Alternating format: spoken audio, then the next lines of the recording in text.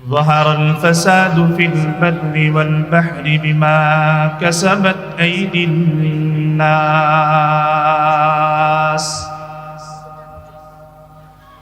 ليذيقهم بعض الذي عملوا لعلهم يرجعون দুনিয়ার জমিনের মধ্যে আল্লাহর পক্ষ থেকে যে আযাব গজব নাজিল হয়, দুনিয়ার মধ্যে রব্বুল আলামিনের পক্ষ থেকে যে মহা মুসিবতগুলো আমাদের উপরে নাজিল হয়, এই মহা বিপদগুলো আল্লাহ তাআলা নিজ ইচ্ছায় নাজিল করেন না। এই বিপদগুলো আমরা মানবেরা নিজেদের হাতে কামাই করার বদৌলতে নাজিল হয়। প্রশ্ন আসতে পারে, নিজের হাতে আমরা কিভাবে বিপদগুলো কামাই করি? আমাদের কিসের কারণে আমাদের উপরে এই বিপদগুলো নাজিল হয়? আল্লাহর নবী বিশ্ব নবী জনাবে রাসূলুল্লাহ সাল্লাল্লাহু আলাইহি ওয়াসাল্লাম দীর্ঘ লম্বা একখানা হাদিসের মধ্যে কোন কোন অপরাধের কারণে আল্লাহ তাআলা আমাদের উপরে এই বিপদগুলো নাজিল করেন সেই বর্ণনা দিয়েছেন। আল্লাহ নবী হাদিসের মধ্যে ইরশাদ করেন, عن أبي هريرة رضي الله تعالى عنه قال قال رسول الله صلى الله عليه وسلم إذا اتخذ الفيء دولا আল্লাহর নবী জনাব রাসূলুল্লাহ সাল্লাল্লাহু আলাইহি ওয়াসাল্লাম বলেন, যখন তোমাদের মাঝে 15টা অপরাধ চালু হবে, যখন তোমাদের মাঝে 15টা গুনার প্রচার প্রসার বেশি বেশি হবে, তখন আল্লাহ তাআলার পক্ষ থেকে 6টা গজব নাজিল হবে। ওই 15টা গুনার মধ্যে 1 নম্বর গুনাহ হলো ইরাতুখিদাল ফাইউদুলা। 1 নম্বর অপরাধ হবে গনিমতের মালগুলো নিজের ব্যক্তিগত মাল হিসাবে ব্যবহার করবে। ও মুসলমান, আল্লাহর গোলাম, গনিমতের মাল বলতে আমরা বুঝি যুদ্ধলব্ধ সম্পদ। কিন্তু পাকিস্তানের জাস্টিস আল্লামা তকি উসমানী দামাত বারাকাতুহুম বলেন, গনিমতের মাল শুধুমাত্র যুদ্ধলব্ধ সম্পদ তা নয়, এই গনিমতের মালের মধ্যে সরকারি বরাদ্দকৃত রিলিফের চাউল আছে, গরিবের জন্য ভাতার টাকা আছে, রাস্তার বরাদ্দ, সব কিছু এই গনিমতের মালের মধ্যে আছে। মুসলমান ইমানদার আল্লাহর গোলাম, সরকারের পক্ষ থেকে যেই বরাদ্দ আমাদের জন্য আসে, এই বরাদ্দগুলো নেতা কর্মীরা অর্ধেকটা খেয়ে ফেলে। এই নেতা কর্মীগুলা খাওয়ার পরে যেটা থাকে এটা গ্রামের মধ্যে আসে। ও মুসলমান ইমানদার আল্লাহর গোলাম, এই নেতা কর্মীরা এই সরকারের বরাদ্দটাকে নিজের ব্যক্তিগত সম্পদ মনে করে ভোগ করে ফেলেছে। এমন সমাজ বর্তমানে আছে না নাই? একটু জোরে বলেন। আল্লাহ নবী বলেন, 1 নম্বর গুনাহ সরকারি বরাদ্দ, যুদ্ধলব্ধ সম্পদ, গনিমতের মাল নিজের মনে করে ভোগ করতে থাকবে। 2 নম্বর গুনাহ ওয়াল আমানাতু মাগরামা মাগনামা, আমানতের খেয়ানত হবে, আমানতগুলোকে গনিমতের মাল মনে করবে।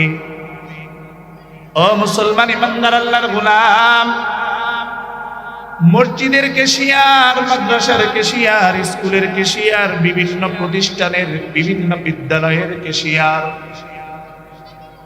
বিভিন্ন ব্যবসার সাথে জড়িত আছে। মসজিদ কমিটিরা তাকে ক্যাশিয়ার বানাইছে, সে মসজিদের টাকা দিয়ে 3-4 বছর ব্যবসা করতেছে।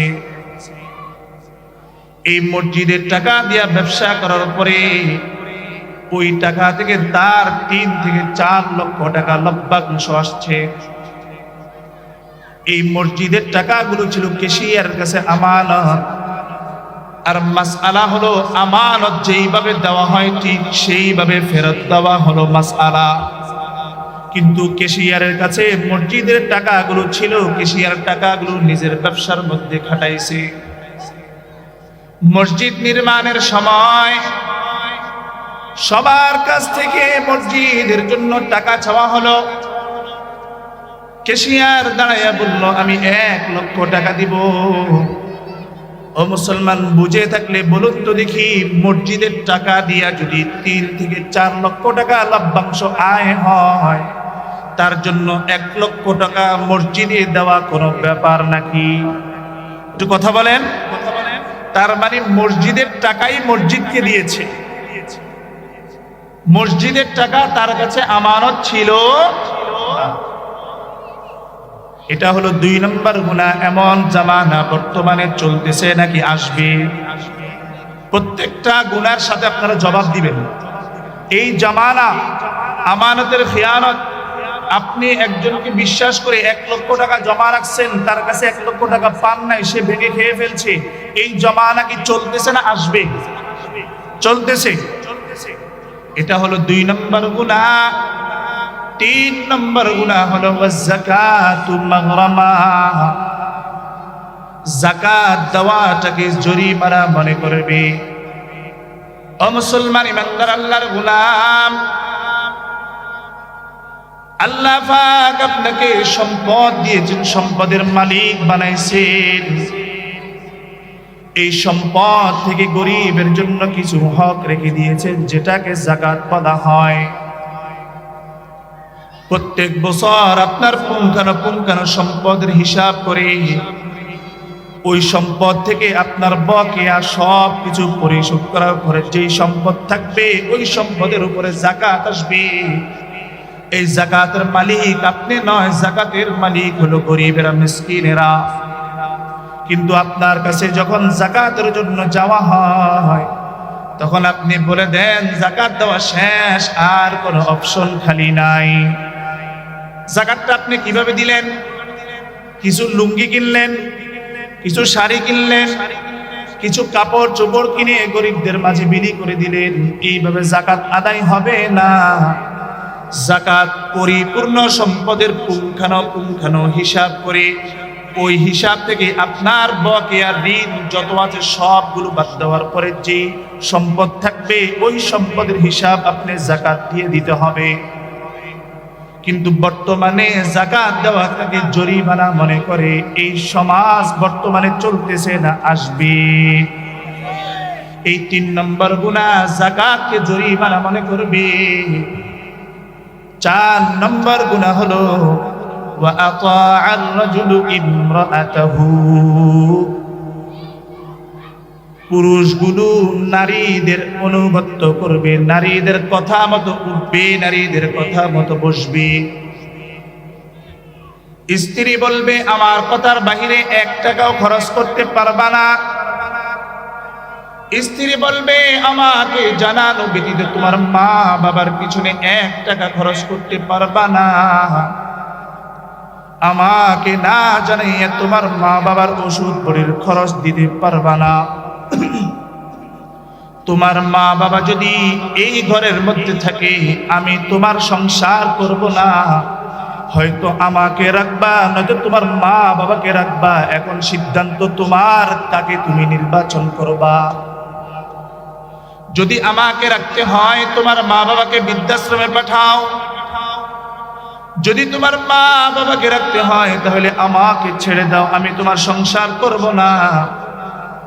এই পুরুষগুলো নারীদের বেকায়দার মধ্যে পড়ে গিয়ে তার আনুগত্য করা শুরু করে দিবে। বর্তমান সমাজে এটা চলতেছে না আসবে? স্ত্রীর কথা মতো উঠবে আর বসবে, মা বাবার জন্য খরচ করবে, তাও চুরি করে করতে হয়। স্ত্রী জানলে খবর আছে।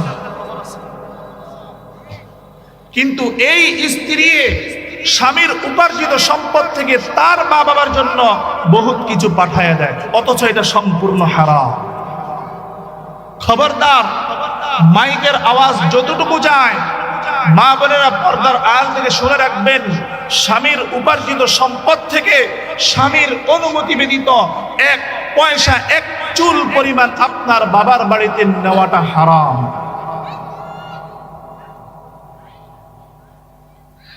4 নম্বর গুনাহ গেল, পুরুষগুলো নারীদের আনুগত্য করবে।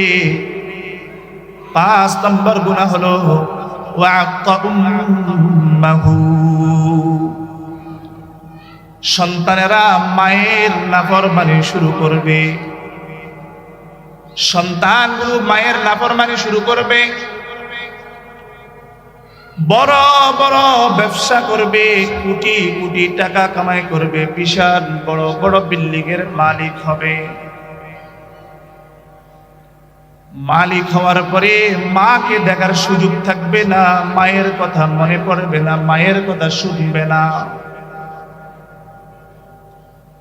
এরপরে মা যদি কখনো কোনো কিছু বলে, তখন মাকে ধমক দিয়ে বলে, তোমার দ্বারা কোনো কিছু হয় নাই, আমার যত যা কিছু হয়েছে সব হলো আমার শ্বশুর বাড়ির লোকদের কারণে।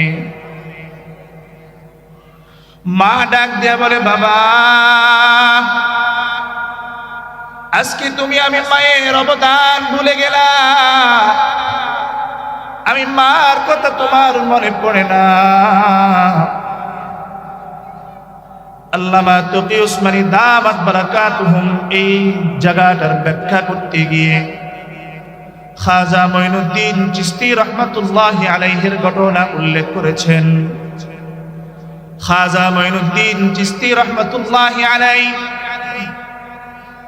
এই ভারত উপমহাদেশের মধ্যে যখন সর্বপ্রথম আগমন করেছেন, এই সর্বপ্রথম আগমন করার পরে উনার এক কথায় 7 লক্ষ কাফের মুশরিক বেঈমানেরা ঈমান এনে মুসলমান হয়ে গিয়েছে। সুবহানাল্লাহ।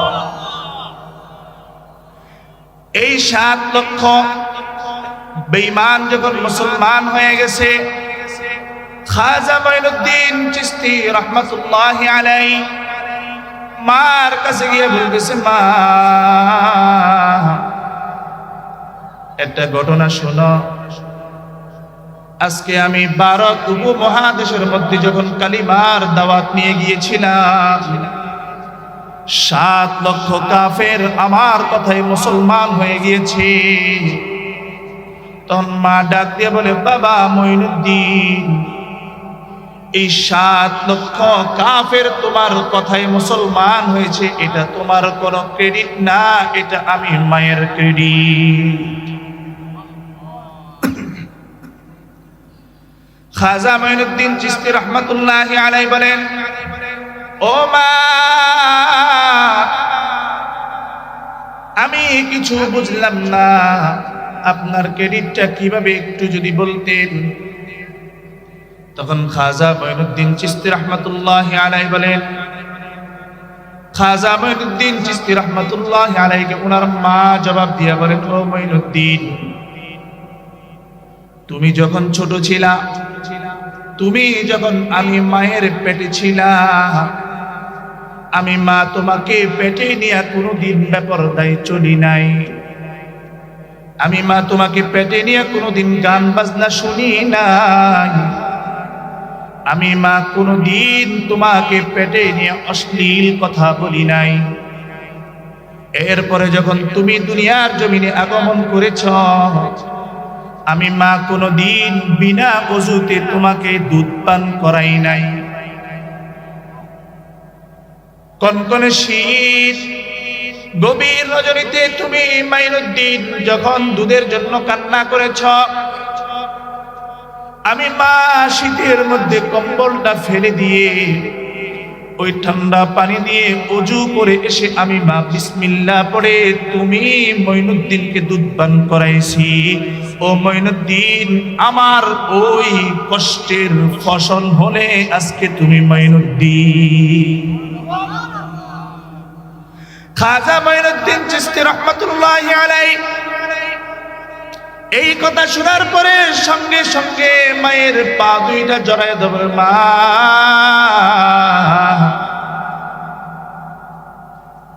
তুমি আমার জন্য একটু দোয়া করে দাও, আমি মঈনুদ্দিনকে যেন আল্লাহ তাআলা কবুল করে নেয়।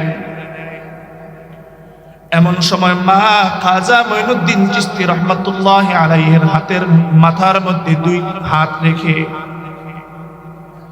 দোয়া করে বলতেছেন, মঈনুদ্দিন আমি মা তোমার জন্য দোয়া করলাম, তোমাকে সারা বিশ্বের মানুষ এক নামে খাজা মঈনুদ্দিন হিসাবে চিনবে।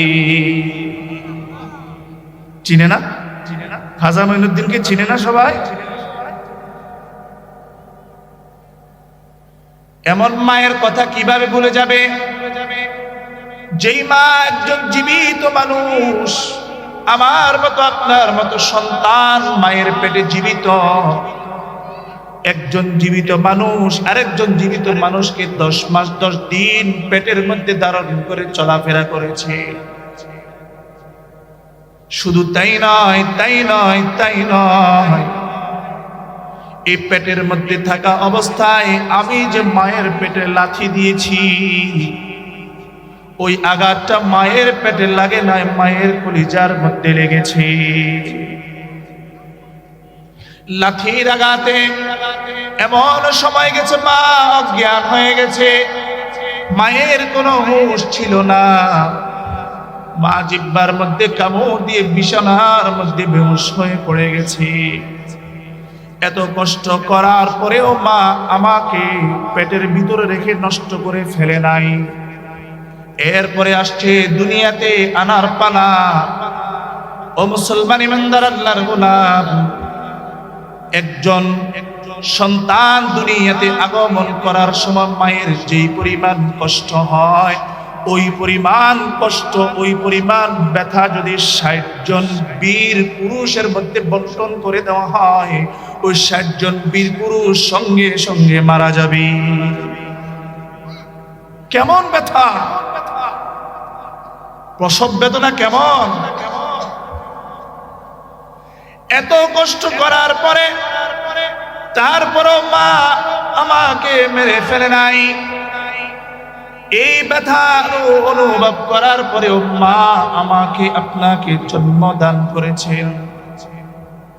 জন্মদান করার পরে সর্বপ্রথম যখন আমার ময়লা আবর্জনা পরিষ্কার করে মায়ের কোলের মধ্যে আমি নামক ছোট্ট বালকটাকে, ছোট্ট শিশুটাকে মায়ের কোলের মধ্যে দিয়েছি, মা আমাকে দেখার সঙ্গে সঙ্গে মায়ের সব দুঃখ কষ্ট ভুলে গিয়েছি।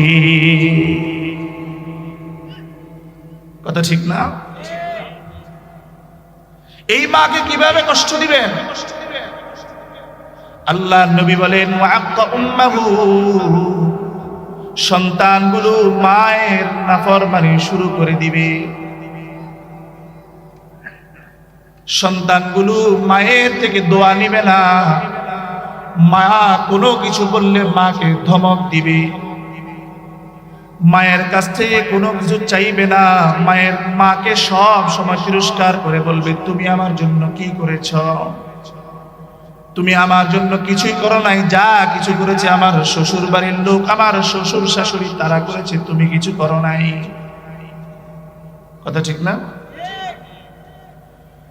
যে মা আমায় দুধ খাওয়ালো পুরা 900 দিন, কেমন করে শোধবো আমি সেই না মায়ের দিন, কেমন করে শোধবো আমি সেই না মায়ের দিন।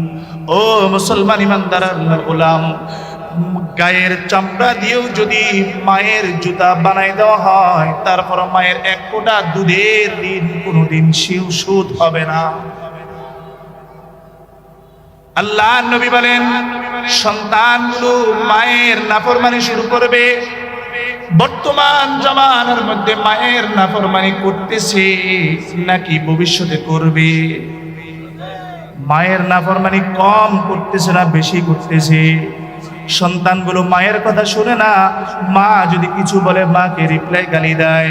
এমন কুলাঙ্গার সন্তান এই বাংলার জমিনে আছে না নাই? এরপরে 6 নম্বর গুনাহ আবাহু। আল্লাহ নবী বলেন 6 নম্বর গুনাহ হলো মায়ের পরে পিতার নাফরমানি শুরু করবে। মায়ের আলাদা, পিতার আলাদা। ওয়াকসা আবাহু, পিতাকে দূরে সরায় রাখবে, পিতার কাছে সহজে যাবে না, পিতার কাছে কোনো কিছু বলবে না। পিতার বয়স যখন 90 বছর 100 বছর হয়ে যায়, বার্ধক্যের কারণে অনেক সময় অনেক কিছু মনে রাখতে পারে না। এই জন্য সন্তানকে বারবার একটা বিষয় জিজ্ঞাসা করে। উঠানের মধ্যে বাবা বসে আছেন, সন্তান উঠানের মধ্যে কাজ করতেছে, বাবা ডাক দিয়ে বলে, ও আমার সন্তান, ওই যে রশির মধ্যে দেখা যায়, রশির মধ্যে এটা কি বসে আছে? সন্তান বলে, বাবা এটা কাক বসে আছে, এটা একটা পাখি বসে আছে। বাবাকে বলার পরে বাবা চুপ করে গেছে। 1 মিনিট 2 মিনিট পরে মনে নাই, ভুলে গেছে, আবার জিজ্ঞেস করে, ও সন্তান, ওই রশির মধ্যে এটা কি বসে আছে? জিজ্ঞেস করে না? বৃদ্ধ মাতা পিতা যারা আছেন তারা তো এগুলো জিজ্ঞেস করে, তাই না? এইভাবে 2 বার জিজ্ঞেস করলো, 3 বার জিজ্ঞেস করলো, 4 বারের সময় সন্তান বাবাকে ধমক দিয়ে বলে, খবরদার আর একবার যদি জিজ্ঞেস করো তাহলে তোমার খবর আছে। এই কথা যখন সন্তান বাবাকে বলেছে, বাবা সন্তানকে ডাক দিয়ে বলে, আমার সন্তান আয় আয়, এদিকে আয়, আমার একটু কথা শোন। আমার রুমে যা, আমার রুমে ড্রয়ারের মধ্যে গিয়ে দেখবি একটা ডায়েরি আছে, ওই ডায়েরিটা একটু নিয়ে আয়। সন্তান দৌড়ে গিয়া ডায়েরিটা নিয়ে আসছে। ডায়েরিটা নিয়ে আসার পরে বলতেছে, বাবা ডাক দিয়া সন্তানকে বলতেছে, ডায়েরিটা খোলো। আমার তো বয়স হয়ে গেছে, চোখে দেখি না, পড়তে পারি না, ডায়েরিটা খোলো, ডায়েরিটা একটু পড়ো। তোমার বয়স যখন 2 বছর 3 বছর, তুমি ছোট্ট খোকা ছিলা, আমি বাবা কাজ করতেছিলাম, কাজের মাঝখানে তুমি আমাকে বারবার জিজ্ঞেস করতে, ও বাবা ওই গাছের মধ্যে এই জিনিসটা কি বসে আছে? আমি বাবা তোমাকে উত্তর দিয়েছি, গাছের মধ্যে পাখি বসা আছে। কিছুক্ষণ পরে তুমি আবার জিজ্ঞেস করলা, বাবা ওই গাছের মধ্যে কি বসা আছে? কিছুক্ষণ পরে তুমি আবার জিজ্ঞেস করলে, বাবা ওই গাছের মধ্যে কি বসা আছে? কারণ তুমি ছোট্ট খোকা, তোমার মনে থাকে না। কিন্তু তুমি সন্তান আমাকে যতবার জিজ্ঞেস করেছো, আমি বাবা তোমাকে ততবার বলে দিয়েছি ওই গাছের মধ্যে এটা পাখি বসা। এরপরেও তুমি সন্তানের মন মানে না। তুমি সন্তান বার আমি বাবাকে বিরক্ত করতেছ। আমি বাবা তখন বিরক্ত হই নাই, আমি হাতের কাজ ছেড়ে দিয়ে আমি বাবা তোমাকে কোলে নিয়ে আদর করে তোমাকে বললাম, বাবা ওইটা পাখি, তুমি বুঝবা না। কিন্তু বাবা সন্তান, আমি তোকে কোনো সময় ধমক দেই নাই, সুন্দর করে বুঝাই দিয়েছি, তোকে কোলে তুলে নিয়ে আমি বাবা আদর করেছি। আজকে আমি বৃদ্ধ হওয়ার কারণে আমার মনে থাকে না, আর তুমি সন্তান আমি বাবাকে ধমক দাও। দেখো সন্তান, আমি বাবার মাঝে আর তোমার মাঝে কতটুকু ব্যবধান হয়ে গেছি। কথা ঠিক না? সন্তানগুলো বাবাকে ধমক দিবে, বাবার কথা শুনবে না। ওই সন্তানের উপরে আল্লাহ তাআলার লানত। আল্লাহর নবী হাদিসের মধ্যে ইরশাদ করেন, লা'নাল্লাহু মান লা'না ওয়ালিদাইহি। যেই সন্তান মা বাবাকে অভিশাপ দিবে, যেই সন্তান মা বাবার উপরে রাগান্বিত হইয়া মা বাবাকে ধমক দিবে, অভিশাপ দিবে, গালি দিবে, ওই সন্তানের উপরে আল্লাহর লানত পড়বে। নাউজুবিল্লাহ। এমন কুলাঙ্গার সন্তান এই জমিনে আছে না নাই? কম না বেশি? এরপরে আল্লাহ নবী আরেক হাদিসের মধ্যে বলেন, রিদার রাব্বি ফি রিদাল ওয়ালিদ ওয়া সাখাতুর রাব্বি ফি সাখাতিল ওয়ালিদ। ও মুসলমান ইমানদার আল্লাহর গোলাম, আপনার বাবা যদি আপনার উপরে সন্তুষ্ট থাকে, আমার আল্লাহ আপনার উপরে সন্তুষ্ট থাকবে। আর আপনার বাবা যদি আপনার উপরে নারাজ হয়, মনে রাখবেন আল্লাহ নবী বলতেছেন ওই সন্তানের উপরে আমার আল্লাহ নারাজ হয়ে যাবে। এই জন্য জীবন থাকতে কখনো মা বাবাকে নারাজ করা যাবে না, মা বাবাকে গালি দেওয়া যাবে না, মা বাবাকে অভিশাপ দেওয়া যাবে না। সন্তানগুলো শুধুমাত্র সম্পদের কারণে, ধন সম্পত্তির কারণে মা বাবাকে লানত দেয়, মা বাবাকে অভিশাপ দেয়। কিন্তু মুসলমান ইমানদার আল্লাহর গোলাম, এই মা বাবা জীবিত থাকা অবস্থায় যদি আপনাকে এক কানা করে সম্পদ না দেয়, আপনি মা বাবাকে জোর গলায় কোনো কথা বলার অধিকার আল্লাহ আপনাকে দেয় নাই। রব্বুল আলামিন বলেন, ওয়ালা তাকুল লাহুমা উফফিন ওয়ালা তানহারহুমা ওয়া কুল লাহুমা কাওলান কারীমা। খবরদার, খবরদার, মা বাবাকে উফ শব্দ ব্যবহার করবা না। মা বাবাকে, মা বাবার কোনো আচরণে মা বাবার বিরুদ্ধ হয়ে গেলে অনেক বাচ্চামো আচরণ করবে, শিশুদের মতো আচরণ করবে, বিছানার মধ্যে প্রস্রাব করে দিবে, কাপড় ময়লা করে ফেলবে। খবরদার, ওই মা বাবার সাথে কখনো উফ শব্দ দুর্ব্যবহার করা যাবে না। কারণ এই মা বাবা ছোট কালে তুমিও যখন গায়ের মধ্যে প্রস্রাব পায়খানা করেছো, কোনোদিন মা বাবা ঘৃণা করে নাই। কথা ঠিক না? 6 নম্বর গুনাহ, এই মাতা পিতার অবাধ্য সন্তান এই দুনিয়ার জমিনে আছে না নাই? মা বাবার অবাধ্য হবে এই জামানা এখন চলতেছে না, ভবিষ্যতে আসবে। এরপরে আসেন 7 নম্বর গুনাহ, ওয়াদনা সাদিকাহু। বাবাকে দূরে সরায় রাখবে, বন্ধুকে কাছে টানবে, বিপদে পড়বে বন্ধুর কাছে বলবে, কোনো ঝামেলা করবে বন্ধুর কাছে বলবে। বন্ধু দীর্ঘদিন প্রবাসে ছিল, প্রবাস থেকে ফিরে আসার পরে সুন্দরী রমণী একজনকে বিবাহ করেছে। এবার বন্ধুকে ফোন করে বলতেছে, বন্ধু আয় আয় আয়, একটু দেখে যা, তোর ভাবিকে একটু দেখে যা, কত সুন্দর একটা রমণী আমি বিবাহ করেছি। আছেন এরকম? বলে না? আপনাদের এলাকায় না, আমাদের দেশে আছে। বন্ধু বিবাহ করার পরে অন্য বন্ধুদেরকে দাওয়াত দেয় না, একটু দেখে যা। বন্ধুরা আসছে, আসার পরে বন্ধুর স্ত্রীকে অন্য বন্ধুরা দেখিত, শেষ। কথা ঠিক না? এই বন্ধুর স্ত্রীকে অন্য বন্ধুরা দেখছে, দেখার পরে এই চোখটা বন্ধুর স্ত্রীর দিকে গেছে কি যায় নাই? একটু জবান খুলে বলেন, গেছে কি যায় নাই? আচ্ছা, একজন নারীর দিকে যখন পুরুষের পর পুরুষের চোখ যায়, কামনা বাসনা জাগে তো নাকি? আল্লাহর নবী সাহাবী হযরত আলী রাদিয়াল্লাহু তাআলা আনহু বলেন যে নারীগুলো যদি জানতো পুরুষরা ওই নারীর দিকে তাকাইয়া কি চিন্তা করে, তখন ওই নারী তার নিজেকে লোহার দেওয়াল দ্বারা আবৃত করত।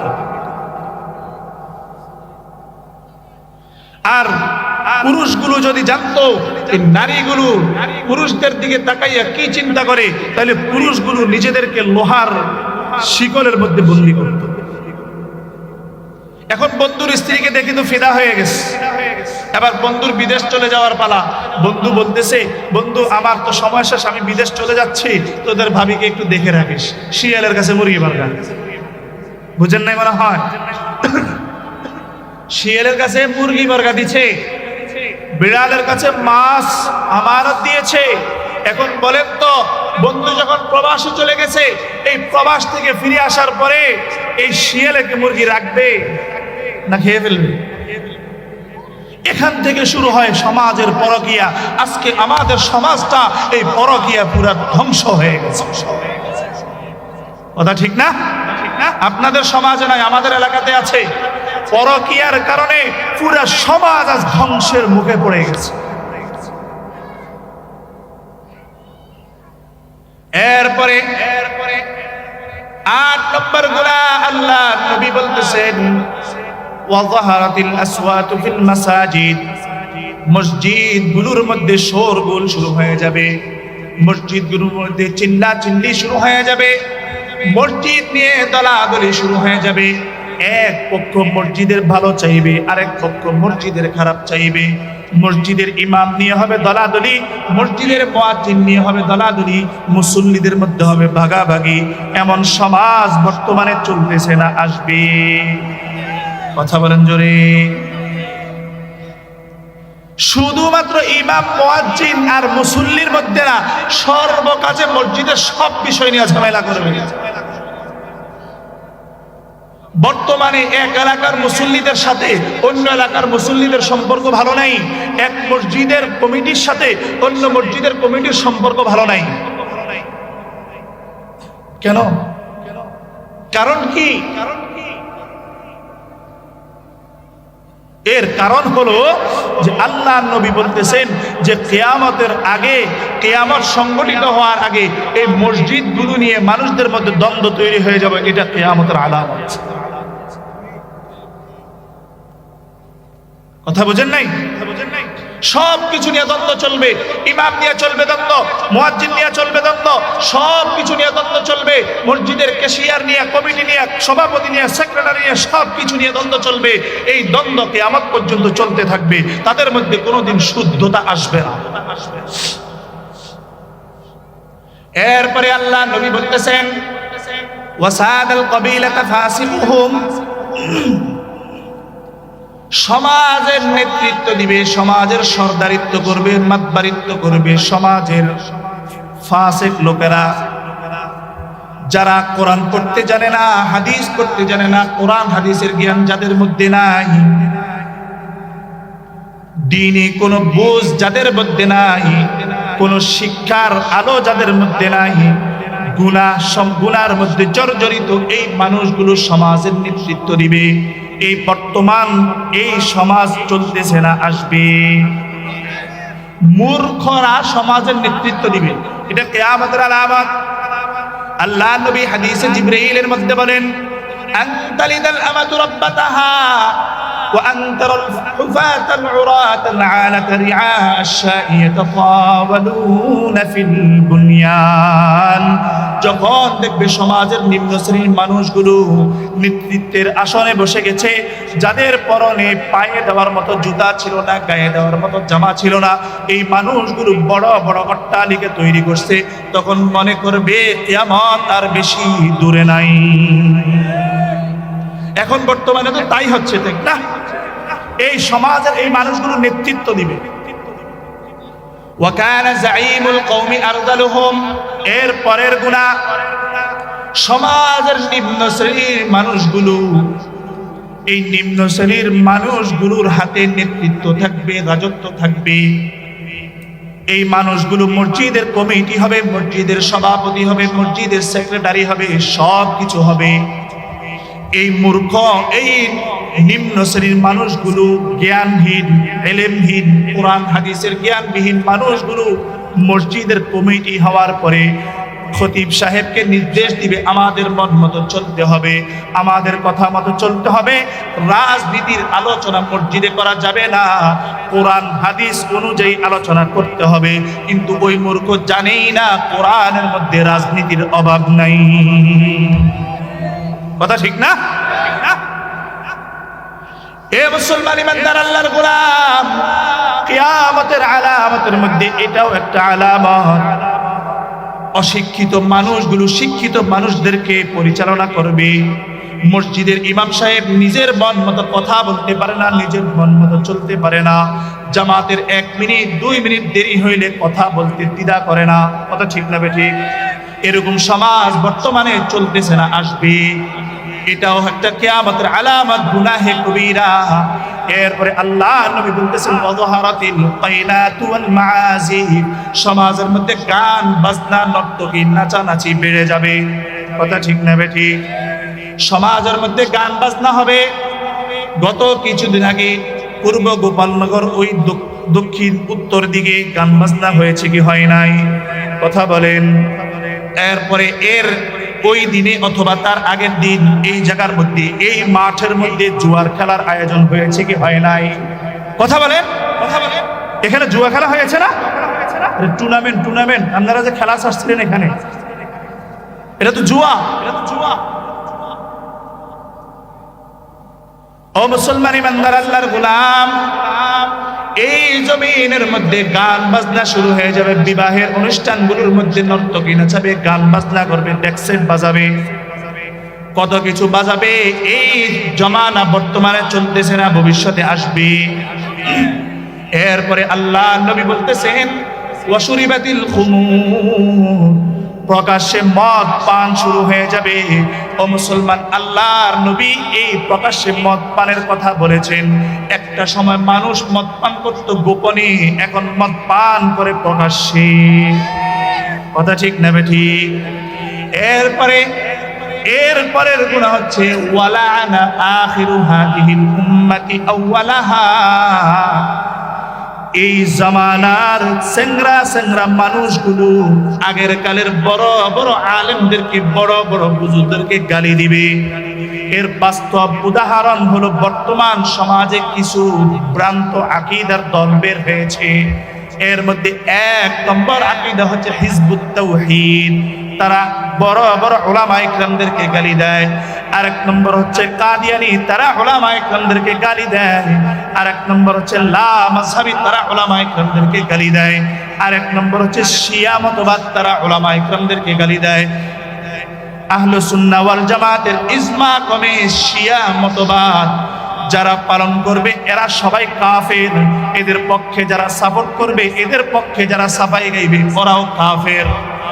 কথা ঠিক না বেঠিক?